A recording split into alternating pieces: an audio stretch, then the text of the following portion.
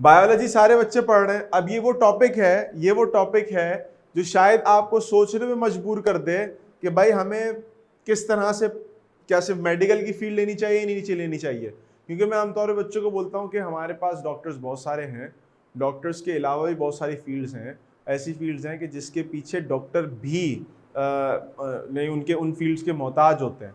तो you can like choose any one of them if you want, but let's look into it हमारे पास कौन कौन सी fields हैं। तो बच्चों हमारे पास सबसे पहली फील्ड जो है वो है आपके पास मेडिसिन एंड सर्जरी, यानी वी गो इन एमबीबीएस और बीडीएस। आपके पास जो एमबीबीएस बीडीएस की फील्ड होती है, जो आमतौर पे हर एस्पायरेंट का ख्वाब होता है, जो आप जैसे प्री मेडिकल के स्टूडेंट्स हो के सर हमें जो है ना वो डॉक्टर बनना है, तो डॉक्टर बनने वाले मेडिसिन और सर्जरी की फील्ड में जाते हैं, एमबीबीएस करते हैं वो डॉक्टर बनते हैं, बीडीएस करते हैं वो डेंटिस्ट बनते हैं। तो ये दोनों में से कोई सी भी फील्ड वो सेलेक्ट कर सकते हैं। आप सबने एमबीबीएस करना है या किसी ने बीडीएस भी करना है या किसी ने कुछ और भी करना है? क्या सारे बच्चे एमबीबीएस वाले ही हैं कि भाई हमें एमबीबीएस के अलावा कुछ नहीं करना जिंदगी? अंशरा कह रही है सर मैं एमबीबीएस करूंगी, इसके अलावा मैंने कुछ भी नहीं करना है अब। ओके, मतलब एमबीबीएस है, उसके अलावा कुछ और ख्वाब हमने नहीं देखा, हम सिर्फ लाइक डॉक्टर बनेंगे, इसके अलावा कुछ भी नहीं बनेंगे। बाकी सारे बच्चे कहाँ गायब हो गए? Okay, D pharmacy. ओ हसन कह रहे हैं मैं डी फार्मेसी करूंगा। वी हैव दिस हमारे पास यहाँ पर। हाँ, तो मेडिसिन के अंदर ही आता है डी फार्मेसी का सेक्शन भी। डी फार्मेसी का सेक्शन भी हमारे पास यहाँ पर आ जाता है बच्चों, जिसको हम डी फार्म कहते हैं।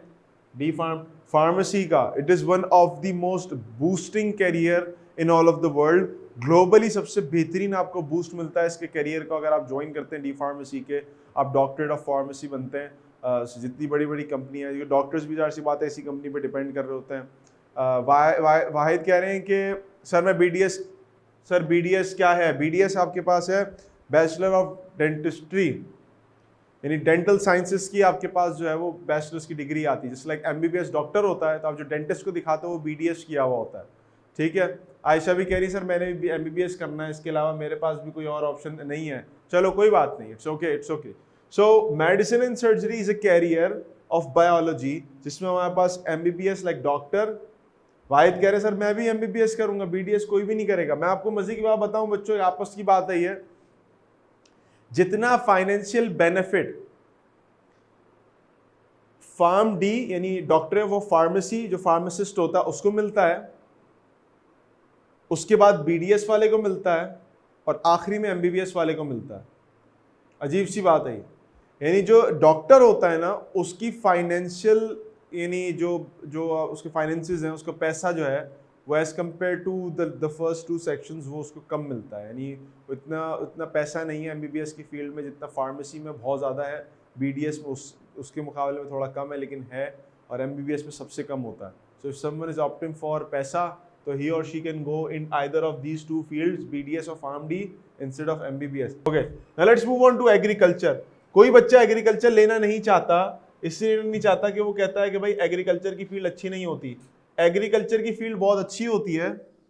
एग्रीकल्चर के अंदर हमारे पास आपके जितने भी एग्रीकल्चर फील्ड में प्लांट्स का काम है, sir because of pharm D वाले मेडिसिन बना देते हैं, बना देते हैं। बिल्कुल ऐसा ही है, फार्म डी वाले मेडिसिन बनाते हैं। कोरोना के ज़माने में तमाम इंडस्ट्रीज आपकी जो है वो नुकसान में जा रही थी। सिर्फ एक इंडस्ट्री थी जिस पे प्रमोशंस लग रही थी, बोनसेस लग रहे थे, वो फार्मास्यूटिकल इंडस्ट्री थी आपकी।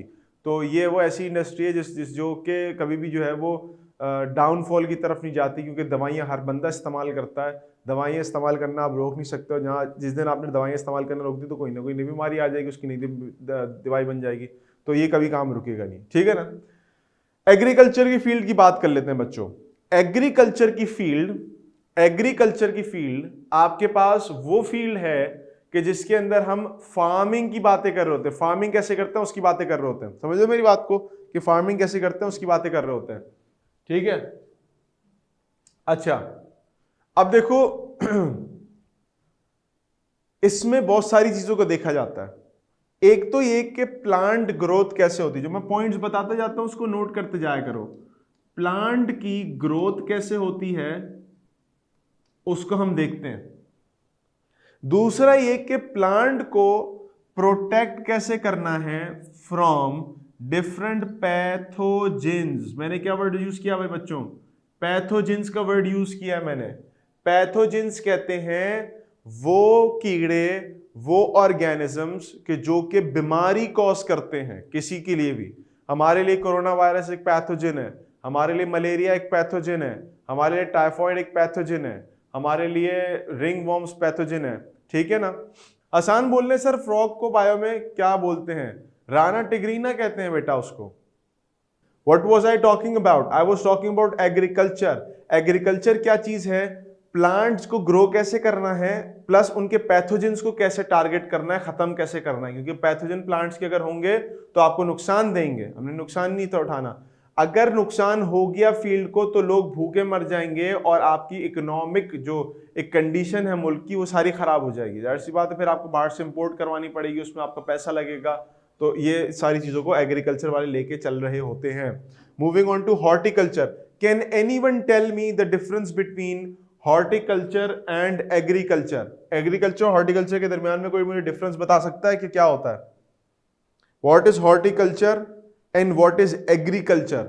Horticulture development of new plants. Okay, Anshara कह रही है कि हमारे पास हॉर्टिकल्चर जो है वो नए प्लांट्स की डेवलपमेंट का नाम है। सर हमें नहीं पता। सर पता है?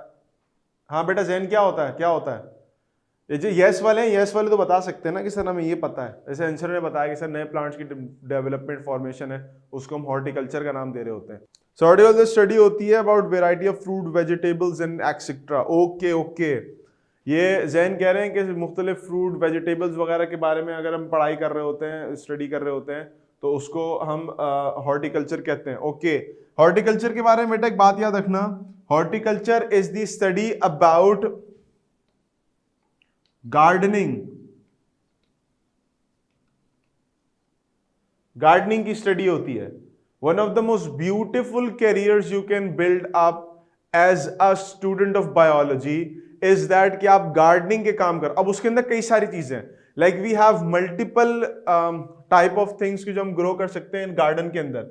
मिसाल के तौर पे हमारे पास आ गया फॉर एग्जांपल गार्डनिंग के अंदर एक पोर्शन आ गया ऑर्नामेंटल। क्या वर्ड बोला मैंने बेटा? ऑर्नामेंटल प्लांट्स का। ऑर्नामेंटल प्लांट्स कौन से होते हैं? जिनको हम खा नहीं सकते बट वो खूबसूरती के लिए आपके पास इस्तेमाल हो रहे होते हैं।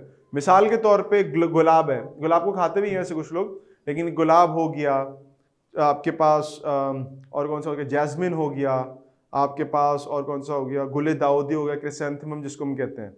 इसके अलावा हमारे पास पिचूनिया हो गया, ठीक है, कई सारे और, जरूरी नहीं कि फ्लावरिंग हो, कोई दूसरे प्लांट्स भी हो सकते हैं। तुलसी का पेड़ हो गया हमारे पास, लिलीज हो गई, लोटस हो गया अगर हम उसको कोई पॉन्ड में पानी में ग्रो कर रहे हैं। तो ये तमाम ऑर्नामेंटल प्लांट्स हैं जिनको हम फीड नहीं कर सकते, खा नहीं सकते, ना खिला सकते हैं। अच्छा, कुछ लोग कैक्टस को भी यूज करते हैं, which is a very good plant. अगर कभी आपने कैक्टस के फ्लावर को देखा हो, बड़ा बहुत खूबसूरत सा, वो उसके जो टॉप होता है ना, उसके ऊपर गोल सा कैक्टस बना होता है, उसके टॉप के ऊपर आपके पास फ्लावर ब्लूम करता है, बड़ा खूबसूरत सा, और उसके ऊपर बहुत एकदम से कुछ दिनों के लिए ब्लूम करता है, उसके ऊपर एकदम से धावा बोल देते हैं इंसेक्ट्स पॉलिनेशन के लिए। Very beautiful flower. तो कैक्टस हो गया, मुख्तलिफ जैस्मिन्स हो गए, और कुछ अच्छी फ्रेगनेंस वाले भी हो गए, मुख्तलिफ प्लांट्स हो गए। गार्डनिंग के अंदर हमारे पास जो है ना वो फ्रूट ट्रीज जो होते हैं, जैसे भी जिक्र किया, fruit and vegetable can be anything. आपको एक मजे की बात बताऊं, फ्रूट एंड वेजिटेबल दोनों। अब यहां पर एक टेस्ट लेने लगा आप लोगों का छोटा सा, देखता हूं किस किस को पता है। क्या किसी को वेजिटेबल और फ्रूट का डिफरेंस पता है? सर फ्रूट स्वीट होते हैं।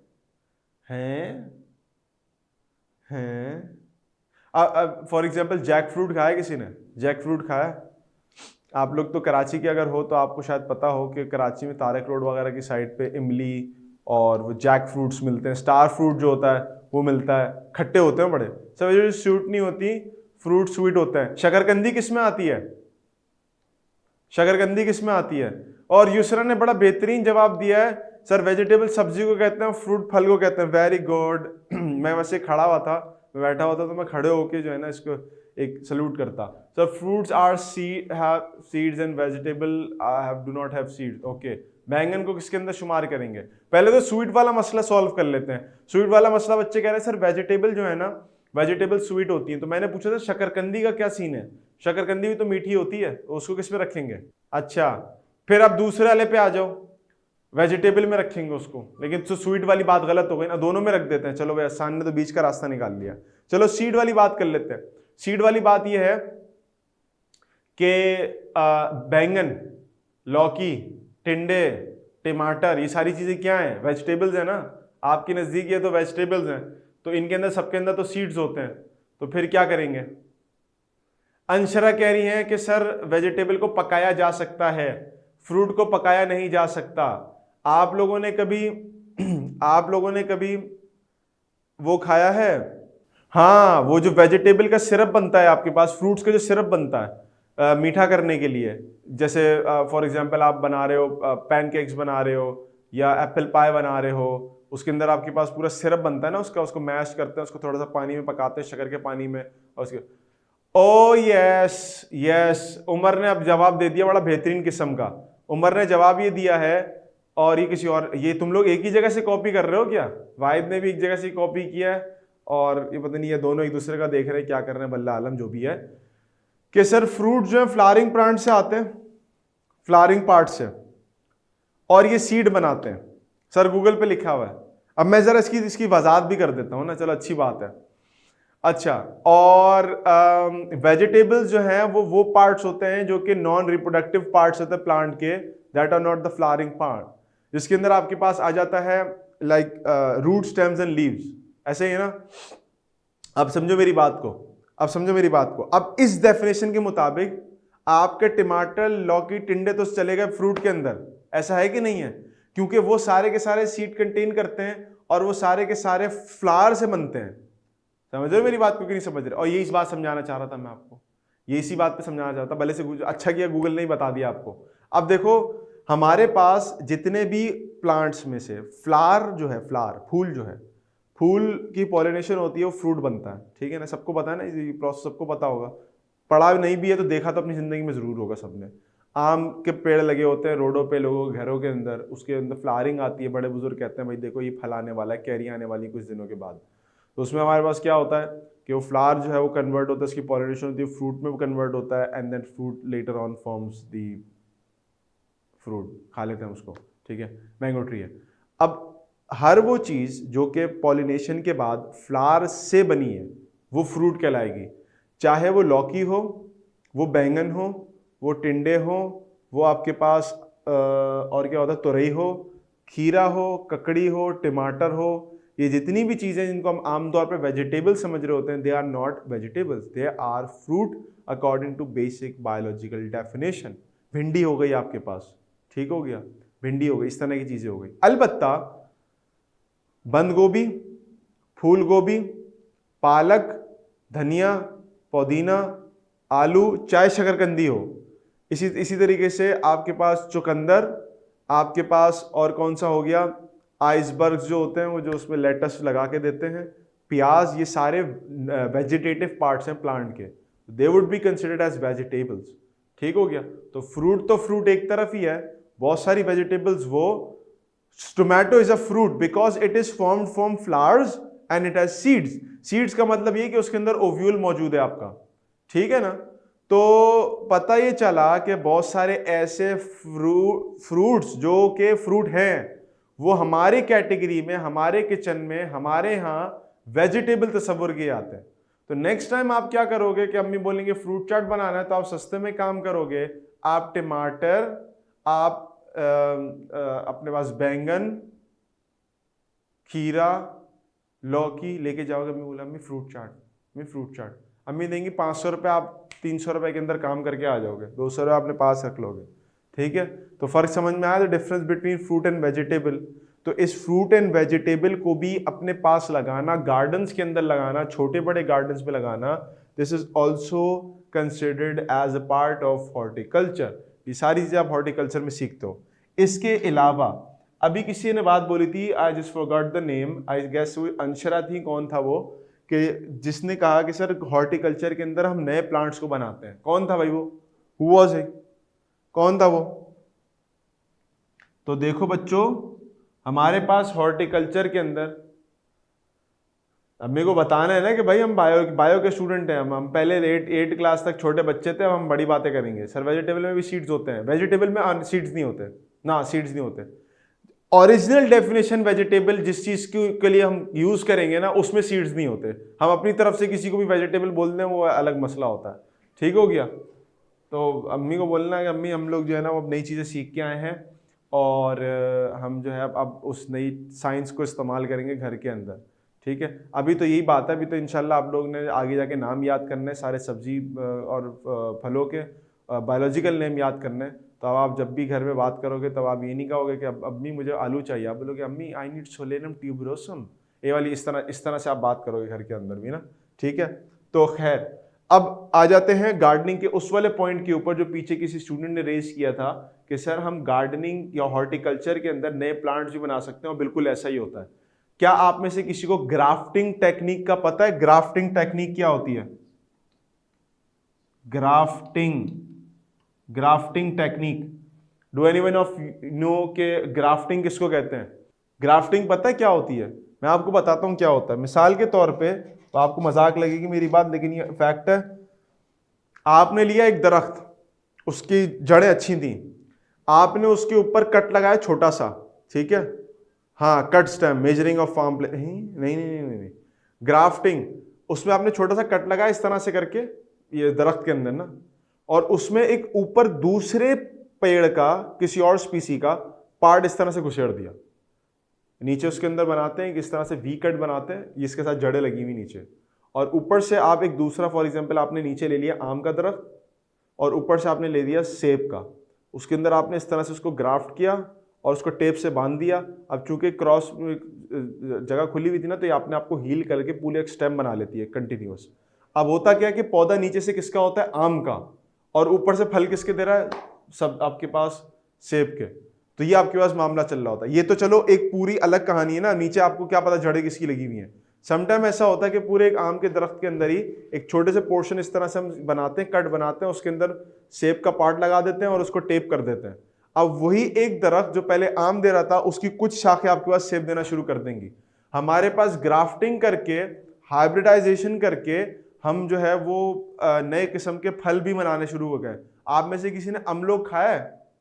वो अमलोग जो चाइना से आता है, जो टमाटर की शक्ल का होता है और उसके अंदर सेब का क्रॉस हुआ हुआ होता है, वो भी इसी तरह से कुछ ग्राफ्टिंग, कुछ हाइब्रिडाइजेशन, कुछ क्रॉसिंग के जरिए से बनाया जाता है। तो हॉर्टिकल्चर की टेक्निक्स के जरिए ना सिर्फ आप ग्राफ्टिंग करते हो, बल्कि आप नए नए फ्रूट्स भी बनाना शुरू कर देते हो। अब देखो ग्राफ्टिंग कर करके हमने क्या किया, हमने जो है ना वो बना लिया है चाइना के अंदर और दूसरे मालिक के अंदर, यूरोप के अंदर भी आपके पास वो इंट्रोड्यूस हो गया मार्केट के अंदर के यस। हाँ, अब देखो ग्राफ्टिंग की क्या डेफिनेशन लिखी कि grafting is a horticulture technique whereby tissues of plant are joined to as continue their growth together. बिल्कुल ऐसा ही। मैंने कहा ना नीचे आम का पेड़ है, रूट्स ने, ऊपर आपने शूट किसी और की लगा दी। ठीक है, फातिमा कह रही मेरी वालदा दादी को बहुत पसंद है आम लोग। तो ये खाली ये टेक्निक नहीं, अब सीडलेस तरबूज आ गए आपके पास, क्योंकि तरबूज लोगों को मुंह में इसके सीड अच्छे ही लगते थे, तो अब सीडलेस तरबूज आ गए आपके पास, वाटरमेलन विदाउट सीड्स, तो वो भी आपके पास काम चल रहा है। This is all the miracles that we have achieved by studying horticulture. Horticulture की फील्ड से हमें सारे फायदे मिल रहे होते हैं। अब सोचो तुम लोग कहाँ जा रहे थे एमबीबीएस बीडीएस में, हॉर्टिकल्चर की फील्ड में कितनी सारी चीजें। बनाना के अंदर पहले एक जमाने में सीड हुआ करता था, लेकिन हमने उसकी क्रॉसिंग करवा करवा के उसको इस लेवल पे पहुंचा दिया कि अब उसके अंदर कोई सीड नहीं होता। ठीक है, तो ये सारी चीजें हॉर्टिकल्चर से रिलेटेड होती हैं। Now let's talk about something else. Something else is what? हमारे पास बात करने के लिए आ गई है अब फॉरेस्ट्री। फॉरेस्ट्री ये होता है कि फॉरेस्ट मैनेजमेंट, फॉरेस्ट की मैनेजमेंट का काम फॉरेस्ट्री कहलाता है। One of the very few jobs that I love to do, अगर कभी मुझे मौका मिले ऐसा करने का। हमारे पास फॉरेस्ट तो वैसे बहुत कम है। फॉरेस्ट रेंजर्स होते हैं, वो बायोडाइवर्सिटी ट्रैक करते हैं, वो ये ट्रैक करते हैं कि किसी एरिया के अंदर फौना क्या है, यानी एनिमल्स की कितनी पॉपुलेशन है, वहाँ पर प्लांट लाइफ किस तरह की है, स्पीसीज कैसी हैं, सारी चीज़ों को लेके आपके पास ये फॉरेस्ट्री की जो जॉब्स हैं वो चल रही होती हैं। पाकिस्तान के अंदर निकलती हैं कभी कभार इसकी भी जॉब्स, पाकिस्तान फॉरेस्ट्री डिपार्टमेंट की बहुत अच्छी जॉब होती है। सबसे अच्छी बात इस जॉब की पता है क्या है आपको? आप एक फॉरेस्ट रेंजर बन जाते हो ना, तो आपके पास अपनी एक व्हीकल होती है 4 wheel drive, you have to just go on trips, आप जाते हो सर्वेस के लिए फॉरेस्ट के अंदर, आप सारी चीज़ें देखते हो, आप ट्रैक करते हो बहुत सारी चीज़ों का। तो this is a very very appealing job अगर कोई इसको करना चाहे other than MBBS and BDS and like D pharmacy और एनीथिंग लाइक दैट। हाँ, तो मैं ये, अच्छा मुझसे अभी कोई पूछ रहा था, शायद वाहिद पूछ रहे थे, कौन पूछ रहा था सर इन सब में से सबसे अच्छी कौन सी है? Let me complete this one, फिर मैं आपको अपनी रिकमेंडेशन दूंगा कि what do I prefer to do अगर मुझे कोई मौका मिले इनमें से कोई एक करियर चूज करने का। Let's move on to farming. अब देखो फार्मिंग में और एग्रीकल्चर में एक डिफरेंस है छोटा सा। क्या मुझे कोई डिफरेंस स्पॉट कर सकता है कि फार्मिंग और एग्रीकल्चर में क्या डिफरेंस होगा? जबकि हमें पता है कि एग्रीकल्चर भी फार्म के अंदर होती है, हॉर्टिकल्चर तो ग्रीन हाउसेस के अंदर होती है ना, लेकिन फार्मिंग में और एग्रीकल्चर में कोई डिफरेंस मुझे बता सकता है कि what is the difference between farming and agriculture? Farming agriculture का डिफरेंस। तो develop types of new farms, yes, farming के अंदर हमारे पास सिर्फ एग्रीकल्चरल फील्ड्स नहीं आती, बल्कि इसके अलावा पोल्ट्री फार्म्स आ जाते हैं, आपके पास कैटल फार्म्स आ जाते हैं, आपके पास जो है वो फिश फार्मिंग्स आ जाती हैं, तो कई सारी चीजें आ जाती हैं। यानी अगले जो 2 टॉपिक्स हम पढ़ेंगे, एनिमल हस्बेंड्री एंड फिशरीज, ये भी एक कंपोनेंट है फार्म्स का। तो फार्मिंग एक बहुत बड़ा आपके पास लाइक प्रोजेक्ट होता है कि उसमें बहुत सारी चीजें आ जाती हैं, कैटल प्रोडक्शन का, पोल्ट्री प्रोडक्शन का, क्रॉप प्रोडक्शन का काम, फिश की प्रोडक्शन का काम, इसके अलावा हमारे पास अगर कोई सिल्क फार्मिंग करनी, कई सारी चीजें फार्म के अंदर आ जाती हैं। तो it's a very very vast structure के उसको स्टडी करते हैं और उसकी बेस पे काम करते हैं। सर फार्मिंग में क्रॉप्स एक्सेट्रा ग्रो होते हैं, बट एग्रीकल्चर में जस्ट प्लांट्स ग्रो होते हैं। बिल्कुल ऐसा ही है। Farming is not confined to just one type of organism, it is a very large field, इसका ब्रॉड स्पेक्ट्रम होता है। इसके अंदर एग्रीकल्चर भी शामिल है, इसके अंदर फिशरी भी शामिल है, इसके अंदर एनिमल हैंडलिंग भी शामिल है, इसमें कैटल हो गई, पोल्ट्री हो गई, मुख्तलिफ चीजें हो गई। तो फार्मिंग का काम भी आप यहाँ पर कर सकते हो, बड़ा अच्छा काम होता है आपके पास। और इसके लिए थोड़ा पढ़ने की भी जरूरत होती है कि उसमें वेटनरी की भी जरूरत पड़ती है, वो जो जानवरों के डॉक्टर वगैरह होते हैं ना, तो वो भी आपके पास लाइक फार्म्स के फार्मिंग की फील्ड के अंदर ही किसी ना किसी तरह से इन्वॉल्व होते हैं। Now let's talk about animal husbandry. Animal husbandry is a kind of a field जिसके अंदर हम जानवरों की फलाह बहबूद का काम करते हैं। जानवरों की फलाह बहबूद का मतलब क्या है? कोई एनजीओ ना खोल लेना जानवरों के लिए, वो भी खोल ले तो वो भी इसी के अंदर शुमार होती है। लेकिन इसमें पर्टिकुलरली जो डॉक्टर्स होते हैं, जो आपको यहाँ नजर आते होंगे ना, अभी कुछ टाइम पहले ये जब ईद हो रही थी उसमें सारे आए हुए थे, तो जो डॉक्टर्स हो रहे हैं, जो जानवरों के डॉक्टर्स हो रहे हैं, जिसको वेटनरीज कहते हैं, वो आमतौर पे एनिमल हस्बेंड्री की फील्ड के अंदर आते हैं। आजकल बहुत कॉमन इसका हो गया है, कराची में तो जगह जगह बहुत सारे पेट हॉस्पिटल्स खुल चुके हैं जो कि जानवरों की रिलेटेड चीज़ों को देख रहे होते हैं। एनिमल हस्बेंड्री के अंदर आमतौर पे लाइव स्टॉक की चीज़ों को देखा जा रहा होता है, जिसमें लाइक कैटल्स को, पोल्ट्रीज को, इन सारी चीज़ों को। लेकिन इसकी भी फील्ड्स में फिर आगे जाके जब आप फर्दर ब्रांचेस देखते हो, तो उसमें आपके पास जो आपके घर के जो रहने वाले जानवर हैं, परिंदे हो गए या कोई दूसरे जानवर हो गए, बिल्लियाँ हो गई, उनकी भी फलाह बहबूद, उनकी भी जो है वो यानी समझो कि सेहत का ख्याल रखने के लिए आपके पास में मुख्तलिफ ब्रांचेस होती है। This is a very good field, जिनको अगर जानवरों का शौक है तो वो ये काम कर सकते हैं। फिशरीज की अगर बात कर लें तो फिशरीज के अंदर फिश की ब्रीडिंग कब होती है, कहाँ होती है, किन सीजन्स में होती है, कौन सी फिश कैसी होती है, खाने की है या नहीं खाने की है, न्यूट्रिशनल इंडेक्सेस कितने, इंडिसेस कैसे हैं कि हर फिश के, ज़्यादा न्यूट्रिशियस कौन सी है, कम न्यूट्रिशियस कौन सी है, कांटो ज़्यादा वाली कौन सी है, एक रीढ़ की हड्डी वाली कौन सी है, सारी चीज़ें हम फिशरीज में देख रहे होते हैं। Okay, very good. ये बड़ी अच्छी फील्ड है भाई, ये अच्छी फील्ड है। इसमें वो बंदा जा सकता है जिसको जानवरों का शौक है, जानवरों का शौक है। मतलब ये आजकल बहुत चल रही है फील्ड, बाहर के मुल्कों में तो बहुत मतलब इन है ये वाली फील्ड। आपने देखा होगा यूट्यूब, फेसबुक के अंदर रील्स में भी आमतौर पे आ रहे होते हैं। वो आपने वो वीडियोस देखी हैं कि जिसके अंदर वो जो हॉर्स होता है, उसके हूफ को, जो उसके होते हैं ना खुर होते हैं, उसको छील के उसके अंदर से जो है उसको कोई इन्फेक्शन होता है उसको साफ कर रहे होते हैं, या उसके अंदर आपके पास जो उसका मेटल का हॉर्स शू लगा रहे होते हैं, मुख्तलिफ इस तरह की सेटिंग कर रहे होते हैं। ये सारे एनिमल हस्बेंड्रीज के अंदर आते हैं, सारी चीज़ें हस्बेंड्रीज की आती हैं। आपके पास एक बड़ा मशहूर ऑस्ट्रेलिया का एक वो आता है, वेटनरी डॉक्टर आता है जो कि ऑस्ट्रेलिया में है, वो गोल्डन बाल है उसके, अभी भी आता होगा कहीं से। वो भी यानी ऑपरेशंस कर रहा है, सर्जिकल थिएटर चला रहा है जानवरों के, कभी उसके बाद शेर के बच्चे लाए जा रहे हैं, कभी वो उसको अफ्रीका बुलाया जा रहा है, कभी उसको कहीं बुलाया जा रहा है। तो उनके एक बड़ा अच्छा काम होता है। एक बार जब आप सेटल हो जाए ना इस फील्ड के अंदर, तो आपको जो है अफ्रीका बुला रहे हैं जहाँ शेर का इलाज कराने के लिए, शेर के दांत में मसला है या कोई कैंसर हो गया शायद शेर को, इस तरह से चीज़ें आप आमतौर पे डील कर रहे होते हैं। तो एक बड़ा वैसा वाला फील्ड है। या रेस्क्यू ऑपरेशंस लोग कर रहे होते हैं, तो वाली चीज़ होती है। फिशरीज में भी तकरीबन ऐसा ही काम है, लेकिन फिशरीज में यह है कि आपको समंदर के साथ रहना पड़ता है और वहाँ पर पानी में जो भी काम हो रहा है फिशेस के, फॉर एग्जांपल ऑयल स्पिल हो गया है समंदर के पास। एक ज़माने आप लोग तो खैर पैदा भी नहीं हुए उस ज़माने में, या पता नहीं होगे, मुझे नहीं पता। एक जो क्लिफ्टन का बीच है कराची वाला, उसके अंदर ऑयल स्पिल हो गया था। टैंकर जो था ना ऑयल का, वो स्पिल हो गया था। तो काफ़ी बहुत गहरे पैमाने पर आपके पास जानवर मर गए थे। तो उसके पूरा प्रोटोकॉल सेट करना, सारी चीज़ें देखना, ये सारे फिशरीज के हाथ में होता है कि साहिल के पास कितनी डेप्थ तक आपके पास ऑयल इनफिल्ट्रेट कर गया है, ऊज आउट कर गया, नीचे लीच कर गया मेम्ब्रेन्स के अंदर, लेयर्स के अंदर, उन सबको देखना है, सारा काम ये कर रहा होता है। समझ रहे हो मेरी बात को? Then we are the last one is biotechnology, one of the most advanced field of biology, जो इन सबसे ज्यादा एडवांस है। बायोटेक्नोलॉजी के अंदर हम क्या करते हैं? देखो, फार्माकोलॉजी, फार्मेसी जो होती है वो, इसके अलावा आपके पास horticulture to some extent, farming भी कुछ हद तक, फिशरीज, एनिमल हस्बेंड्री, हर फील्ड के अंदर बायोटेक्नोलॉजी इन्फिल्ट्रेट कर गई है कि अगर आपने कोई नया पौधा बनाना है, जीन्स मैनिपुलेट कर दो, ट्रांसफर कर दो, नई चीज बन जाएगी, बिल्कुल नई मार्केट में आ गई। अगर आपने फॉर एग्जांपल कोई जानवरों के अंदर कुछ ऐसा करना है कि वो ज्यादा मिल्क प्रोडक्शन स्टार्ट कर दें, मीट प्रोडक्शन स्टार्ट कर दें, जीन थेरेपी करें, काम आसान हो गया आपका। अब ब्रीडिंग की जरूरत ही नहीं है आपको, आप सिर्फ जीन इंट्रोड्यूस करा दो, काम खुद ब खुद ही हो जाता है। ठीक हो गया। फिशरीज के अंदर चले जाओ, अगर आप चाह रहे हो कि फिश बहुत रैपिडली रिप्रोड्यूस करें और उनका साइज बढ़ जाए, ग्रोथ रेट बढ़ जाए, उनका बड़ी बड़ी मछलियां पैदा हो, बायोटेक्नोलॉजी, आप जीन इंसर्ट करा दो, काम हो गया। Biotechnology, genetic engineer, almost same एक जैसी चीजें हैं।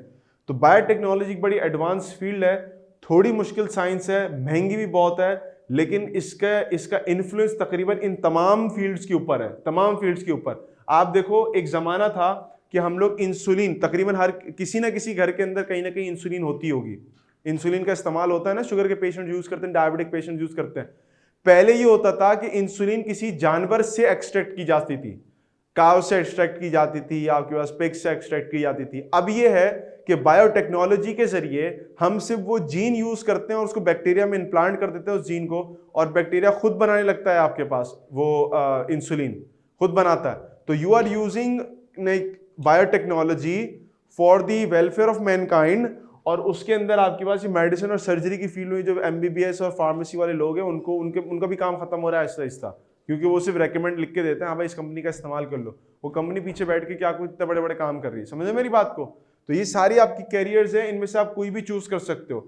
9th क्लास में इस टॉपिक को इंट्रोड्यूस करवाने का सबसे बड़ा फायदा ये है कि you guys can make up your mind कि हमें कौन सी फील्ड की तरफ जाना है। जरूरी नहीं कि यार सबकी तरह बस रट्टे पेटे के हमने बस डॉक्टर बनना है, इसके अलावा हमने कुछ करना है। किसी का पैशन है वो एक अलग बात है, लेकिन किसी को पता ही नहीं हमने क्या करना है क्या नहीं करना, और वो सबको देख के शुरू हो जाए मैंने भी डॉक्टर बनना है, तो फिर बाद में बोलता है डॉक्टर इतनी मुश्किल जिंदगी है, कुछ भी नहीं मिलता, जो नाइट शिफ्ट लगवाते रहते हैं और ये होता है फलाना होता है। हमें तो दिल ही नहीं चाहता था इस फील्ड में आने का। तो उससे पहले आपको पता हो कि भाई हमारे पास ये फील्ड्स हैं, we can choose any one of them, इनमें से किसी एक को भी चूज करो, उसको रिसर्च करो, देखो पसंद आए उस फील्ड में चले जाओ, आपके पास कई सारे जराए खुल जाते हैं। मेरे लिए इसमें सबसे अच्छी फील्ड कौन सी है, जो एक मेरे अपने इंटरेस्ट की फील्ड है, पहले मैं जरा उसकी बात कर लेता हूं। If I would have given an option कि हमजा इसमें से आप किसी एक चीज को फील्ड चूज करो, तो I would have chosen forestry without any second thought. Why would I do that? क्योंकि मुझे बाहर घूमने फिरने का, हाइकिंग का, खुले एटमॉस्फेयर का, प्लांट्स का, वाइल्ड लाइफ का बहुत शौक है, तो इस वजह से I would go for forestry. But ये वो फील्ड नहीं है जो बहुत अच्छी होगी, क्योंकि बहुत अच्छी के लिए कई सारी चीज देखनी पड़ती हैं कि वो खर्चा कितना मांगती है, ठीक है, आपको कितना पे मिलता है। जाहिर सी बात है जब आप करियर बना रहे हो तो you would want something in return ना, वैसा तो नहीं कि भाई हमें फ्री में काम करा लो। Everybody is doing something for the money ना।